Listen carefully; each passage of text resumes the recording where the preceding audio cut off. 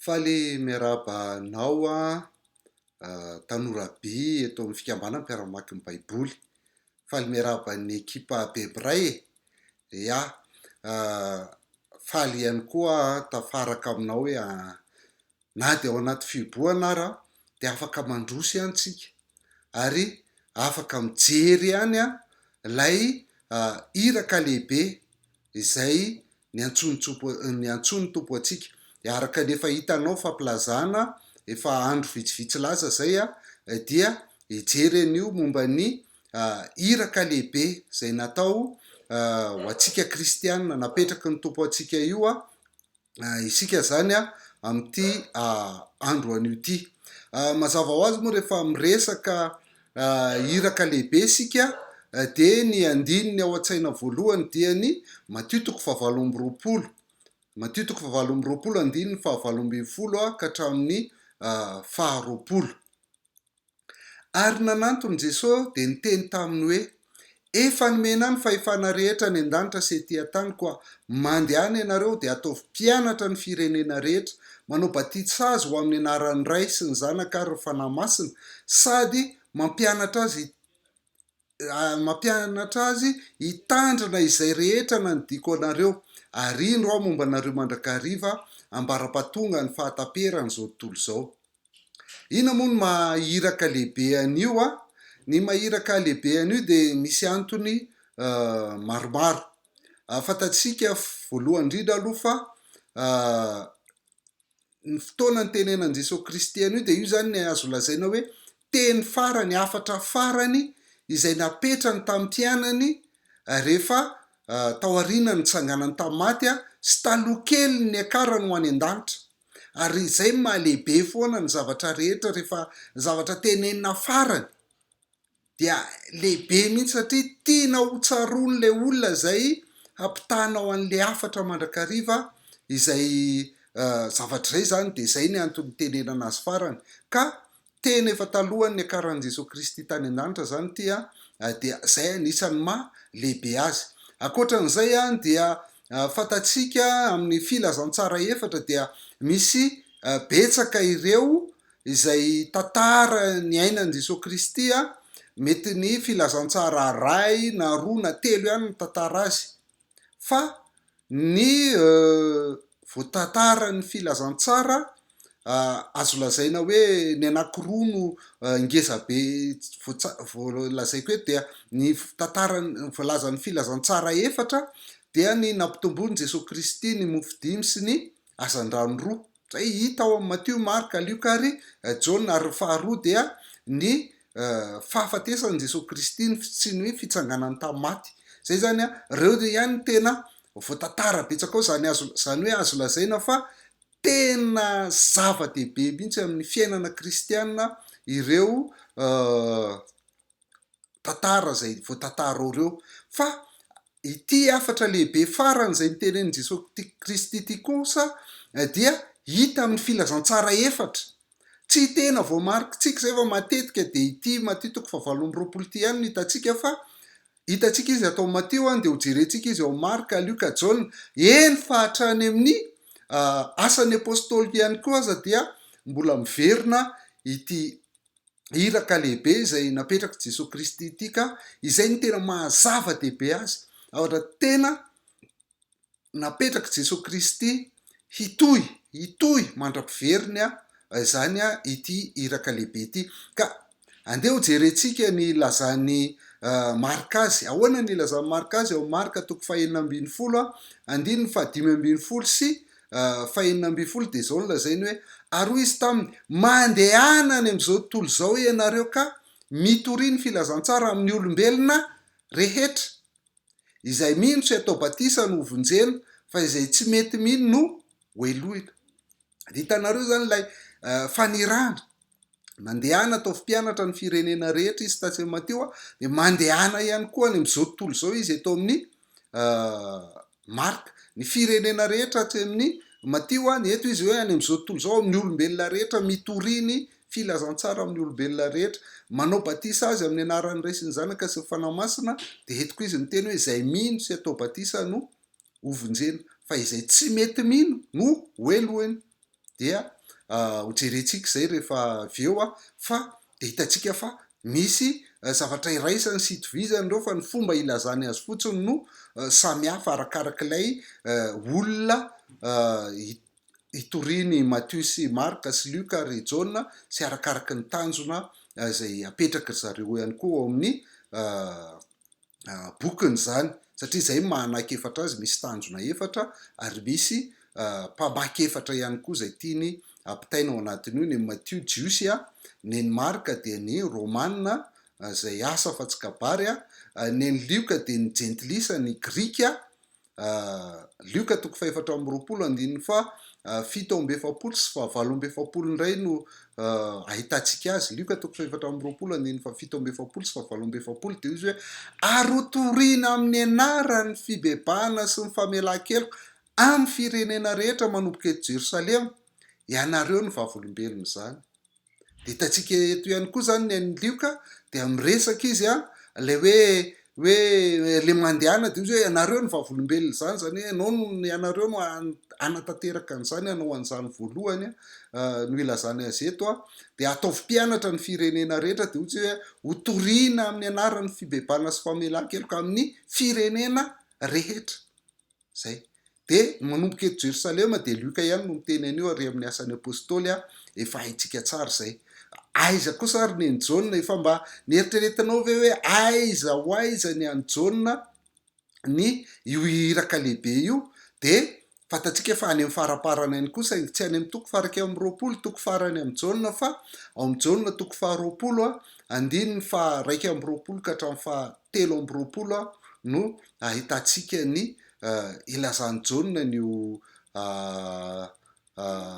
Iraka lehibe io zany. De zao ny fomba ilazany azy hoe ary hoy indray Jesosy taminy fiadanana ho anareo tahaka ny nandrahandray ihany ho andrahako anareo kosa. Rehefa nilaza zany izy de nanisy fofinaina ka hoy izy taminy raiso ny fanahy masina, na elokiza no avelanareo de voavely zany, ary na aniza kosa ny tsy avelanareo dia tsy voavela izany. Zay somary eto le somary manahirana kely atsika ny ity tenenin Jesosy Kristy eto amin'ny Jaona ity de zay matetika anadinotsika an'izy io. Mataitra atsika foana de any am'le hoe nanisy fofinaina de raiso ny fanahy masina, fa fatatsika tsara fa tany amin'ny Pentecote vao nandray fanahy masina izy, fa eto zany de karazana ataontsika hoe préliminaire anehoany fotsiny hoe ianareo voatafy ny fanahy masina no afahanareo mandeha manao an'le Iraka. De io veriny indroa mihitsy le Iraka eto, na ny raha ndray ihany ho anirako anareo koa mandehana maniraka zany i Jesosy Kristy eto. De zay mahiraka lehibe azy satria efa taorianany nitsanganany tamin'ny Matio dia manome an'le hery izy, manome an'le fahefana izy zay hojerentsika eo ny momba an'izay rehefa aveo de milaza ny famelan-keloka ihany koa izy. Zay ndikany hoe na elokiza velanareo de voavela, hotoriana am'izao tontolo zao ny fibebahana sy ny famelan-keloka zay. Ka rehefa toriana ny filazantsara ny olona zany ka mibebaka dia mahazo famelan-keloka, fa raha ohatra kosa izy ka tsy mibebaka dia tsy voavela mihitsy ny elony satria tsy mahare an'le filazantsara izy tsy mibebaka izy zay. De hitantsika zany fa reo filazantsara efatra dia miresaka momba n'izany avokoa, momba n'izay Iraka lehibe nampanaovy Jesosy Kristy azy zay. Ka rehefa averimberina ny zavatra anankiray de mampiseho zay hoe tena lehibe, zava-dehibe tokoa le izy. Ary tsy ny filazantsara ihany no miresaka an'io fa mbola averin'ny Matio ihany io amin'ny asan'ny apôstôly 1:9 zay fa haitsika tsara hoe fa azo hery ianareo amin'ny atongavan'ny fanahy masina aminareo ka ho vavolombeloko any Jerosalema sy manerana ny Jodia sy Samaria ary hatrany amin'ny farantany. De hitantsika ihany koa eto lay hoe ho vavolombeloko any Jerosalema sy manerana ny Jodia sy Samaria ary hatrany amin'ny farantany dia maniraka izy zany, maniraka ny reto mpianatra reto izy hatrany amin'ny farantany. Mitovy amin'le any Jaona teo ihany ny lazainy Luka eto hoe ahazo an'le fanahy masina ianareo, ho tafiana an'ilay fanahy masina ianareo io no hery entinareo manatanteraka an'izay Iraka izay. dia mitovy amin'ilay lazainy Marka sy Matio sy Lioka ihany koa izy hoe tsy mijanona ho an'ny jiosy rery na i Jerosalema irery ihany no entina hanatanterahana hanaovana an'io Iraka io, fa mandehana hatrany amin'ny farany tany amin'ny firenena rehetra eran'izao tontolo izao.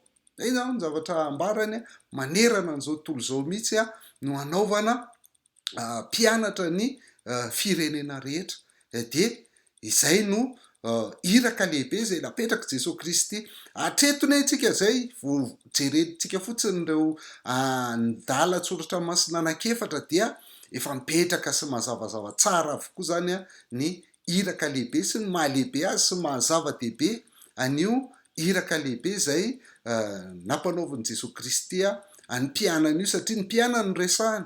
De ireo mpianana ireo indray ny asainy manao mpianatra rehefa avy eo de mitohy hatrany de hitatsika fa tany amin'ny taonjato voalohany io ny ainga, efa ty amin'ny taonjato faha 120 sika zao de mbola mitohy hatraty amintsika io filazantsara io, ary isika koa mbola irahan Jesosy Kristy hanao an'izay asa fitoriana iraka izay nampanaoviny Jesosy Kristy ho antsika izay. Ka raha fitiantsika raha zany ny zavatra rehetra voalaza teo amin'ireo andalan-tsoratra masina efatra Matio, Marka, Lioka, Jaona ary ny asan'ny apôstôly, de voalohany indrindra iraka aloha izy io. Iraka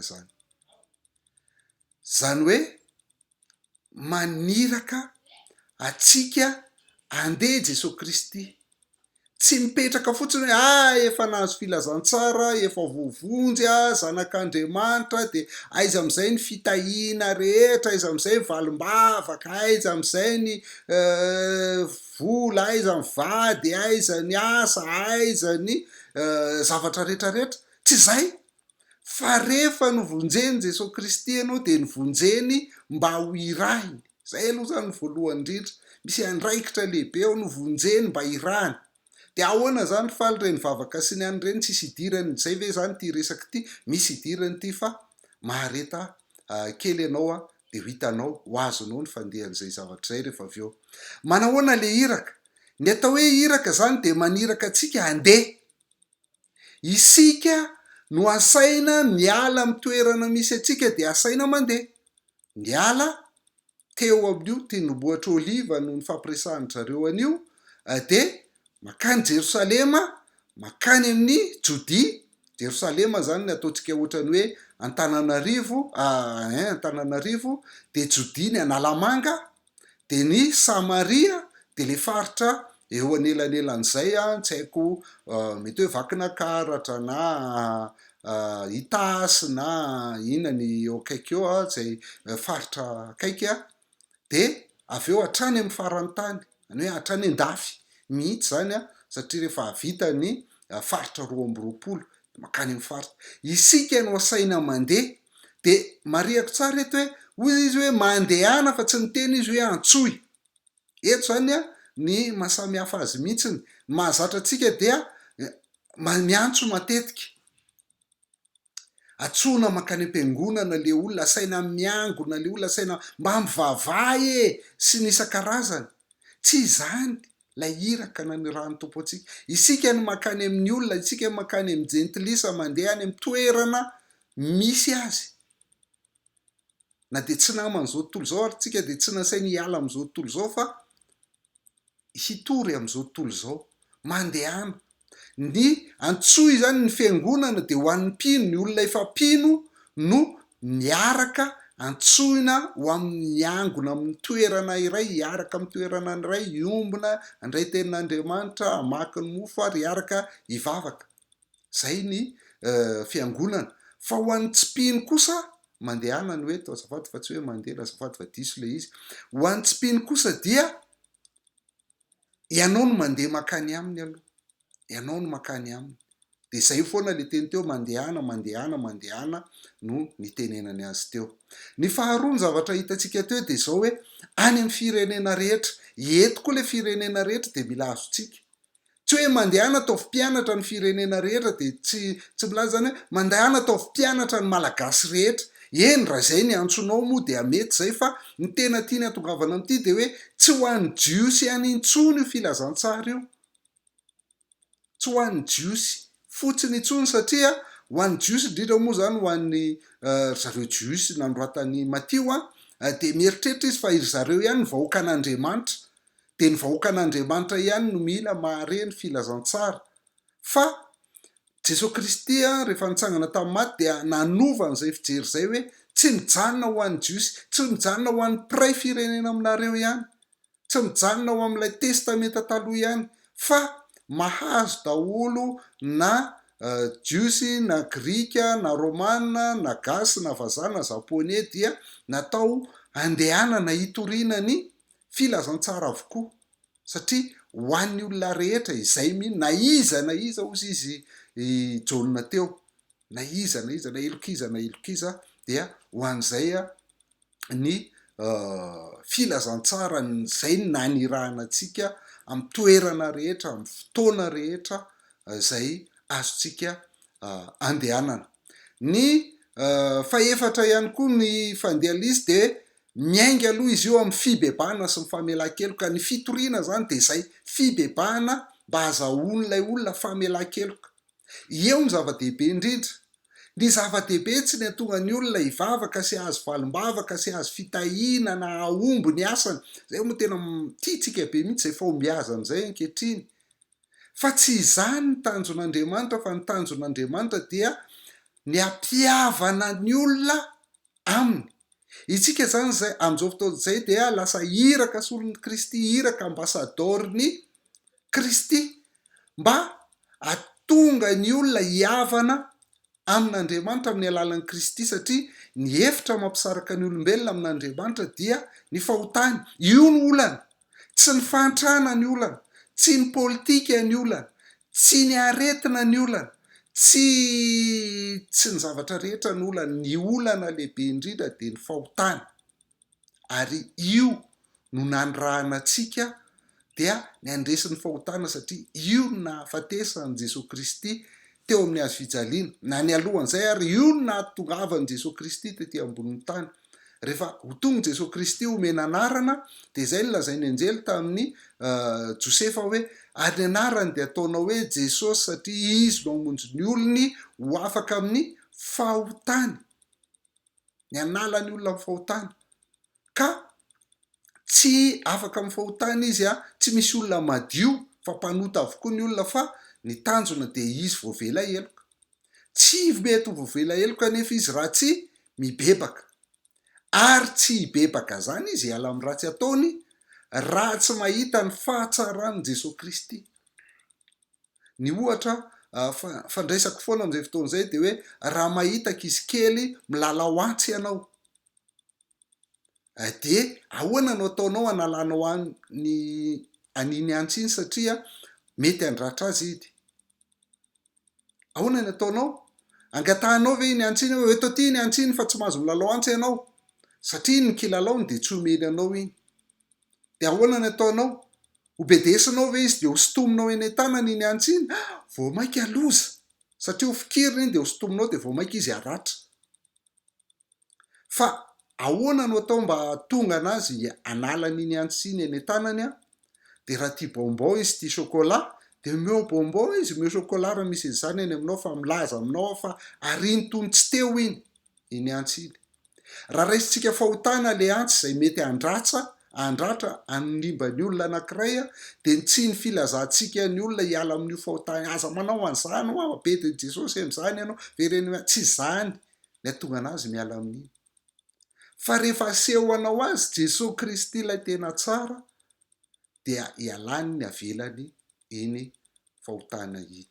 De zay zany lay hoe fibebahana sy famelan-keloka, izay lay asaina ho torintsika ny fampihavanana ny olona amin'Andriamanitra amin'ny alalany Jesosy Kristy, zay efa maty ho azy teo amin'ny hazo fijaliana ka lalana tokana andehanana any amin'ny ray. Ary ny manaraka ho jerentsika eto de zao hoe tsy izay ihany anefany. Eo ny tena olana amin'ity iraka lehibe ity matetika ho antsika, de mieritreritra foana hoe iraka lehibe zany de fanaovana tafika masina, rehefa mandeha manao tafika masina de zay ihany manao iraka lehibe, rehefa mitory filazantsara de zay ny manao iraka lehibe, ka de atao ny fitoriana filazantsara tena zava-dehibe io. Ary zay le vao nitenen'ny faly teo hoe fampihavanana ny olona amin'Andriamanitra amin'ny alalan'ny finoana Jesosy Kristy de hibebaka izy de mahazo famelan-keloka. Eny, izay le izy fa tsy izay fotsiny fa fanaovana mpianatra. Ndikany hoe fanaovana mpianatra de fitaizana n'lay olona mihitsiny, tsy ny atonga anazy ho mino fotsiny, fa tonga anazy ho mino de mitombo de manompo rehefa avy eo, de lasa mpianatra ihany koa izy rehefa avy eo. Zay le tanjona, mino, mitombo, manompo. Dia misy dingana maromaro no atao anatin'izay, fa matetika dia ny fitoriana fotsiny mamaika ny olona, tafika masina fotsiny de avela eo. Fa za milaza amitsika, raha oharina amin'ny fiterahana ny fitoriana ny filazantsara, de marina tokoa fa ny miteraka de baikon'Andriamanitra hoe mameno ny tany. Fa raha hanatanteraka an'izay fotsiny ianao de miteratera-pony eny de avelanao eny le zaza zay teraka, rehefa aveo fa tsy taizainao, tsy beazinao le zaza, de milaza aminao fa de azo tsiny amin'Andriamanitra ianao raha izany no ataonao. Tena vao maika ianao azo tsiny amin'Andriamanitra. De ozy akazany efa nanatanteraka an'ilay hoe mameno ny tany, de io fa fenoka le izy, nefa zaza mahantra ary tsy mahalala ninina sy 4 no ateraka ao rehefa aveo. Tsy izany no izy, fa rehefa niteraka ianao dia tompon'andraikitra ihany koa, mitaiza sy manabe sy ny kolokolo an'iny zaza iny mba ho zaza olombanina, ho lasa zanak'Andriamanitra ihany koa iny rehefa avy eo. Zay ny andraikitra tsika, zay le atao hoe manao mpianatra.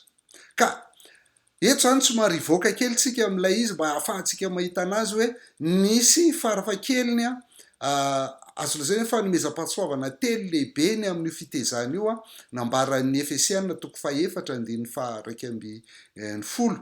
De zao lazaina hoe izy nanome ny sasany ho apôstôly, ny sasany ho mpaminany, ny sasany ho evanjelista, ary ny sasany ho mpiandry sy mpampianatra. De hitantsika eto ny tian'ny Efesiana, araka ny Efesiana 2:2-20 de ny atao hoe apôstôly sy ny mpaminany zany dia ireo zay nanoratra ny Baiboly.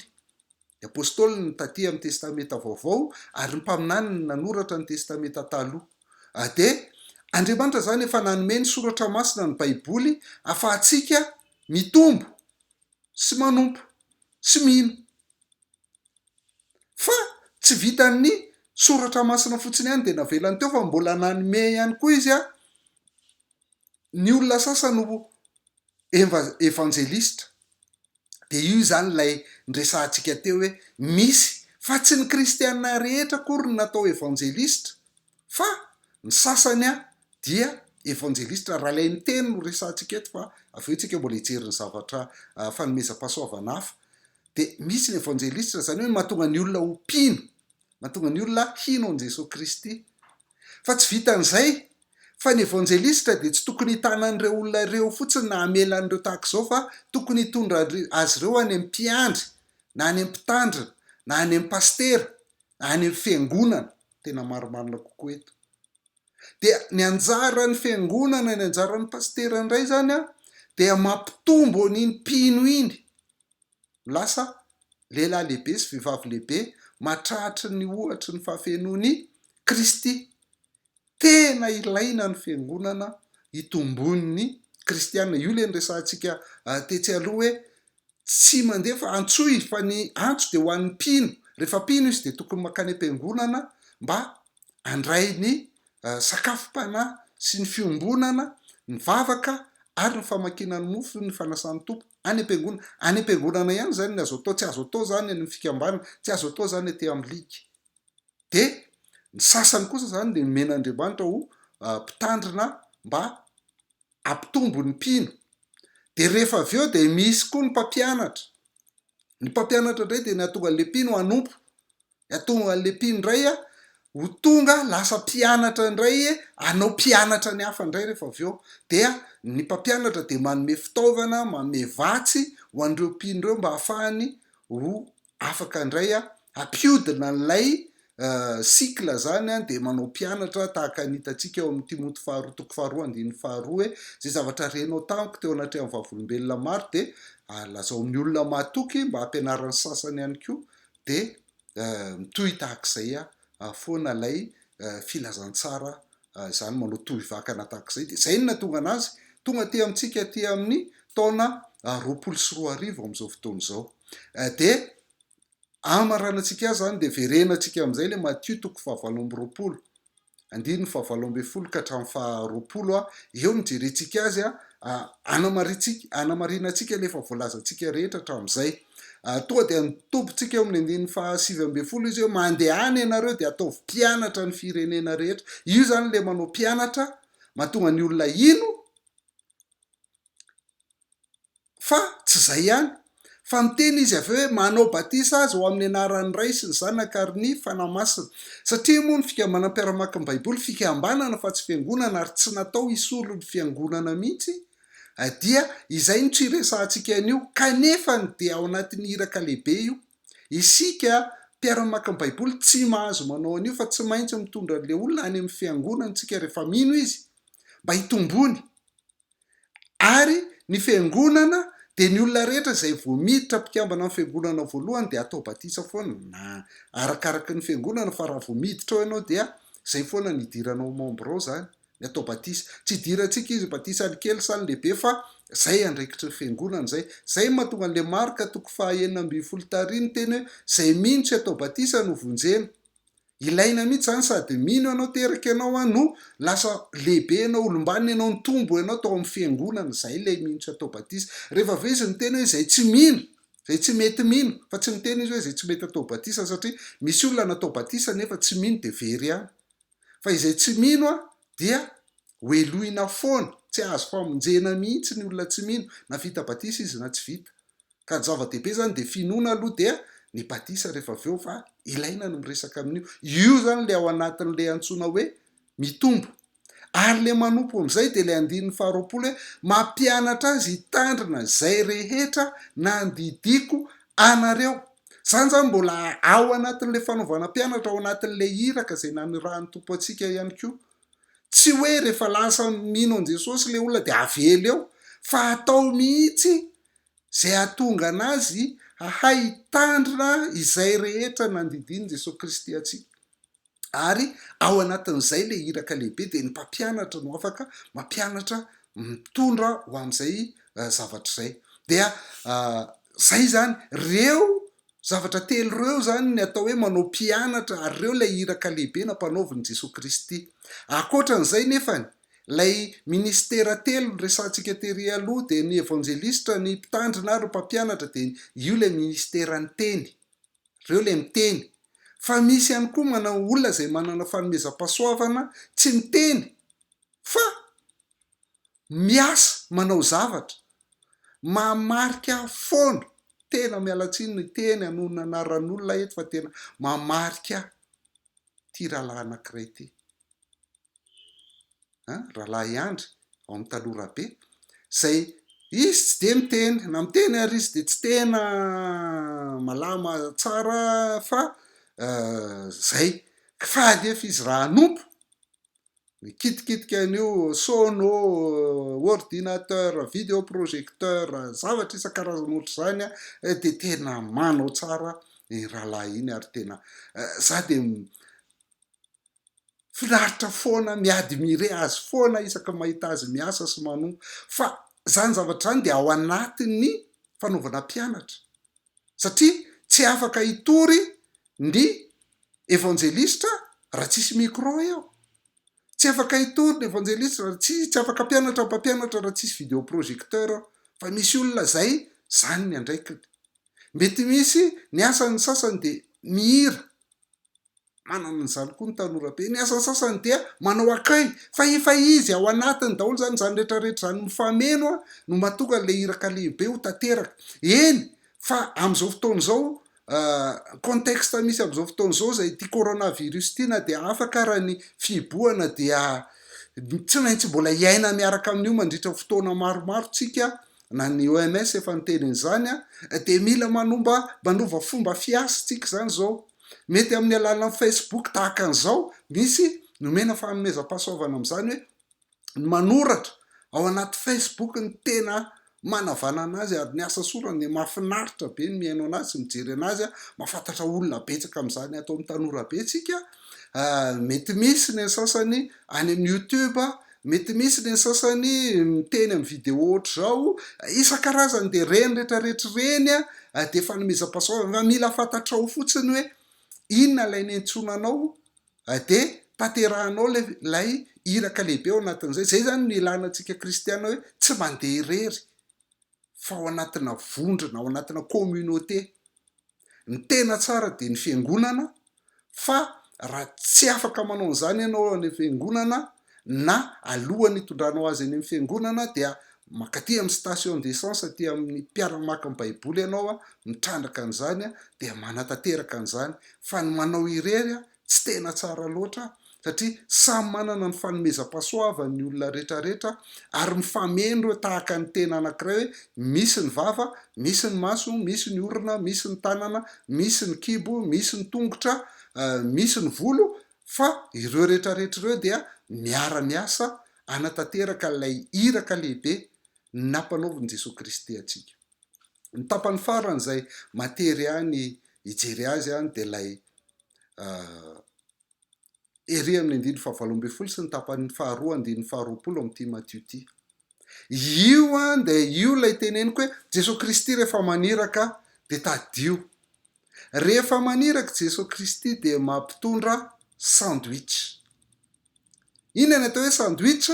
Tahaka izao zany sandwich zany. Rehefa maniraka Jesosy Kristy de mampitondra sandwich. Ny atao hoe sandwich de zao misy mofo eo ambony, tatsika iny, misy mofo eo ambany, de eo ampovoany eo izy misy ny voatabia, misy salady, misy fromage, misy jambon, misy ketchup, misy mayonnaise sy sisa. Alao ajanontsika any iny fa sondraonony ianareo fa mampitondra an'izay ny tompo.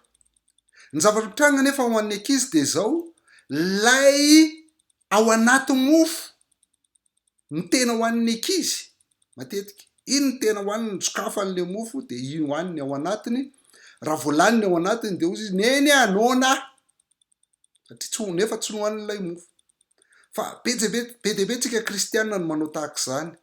Ity Matio 7:20 andininy 7 ka hatramin'ny 20 ity de sandwich.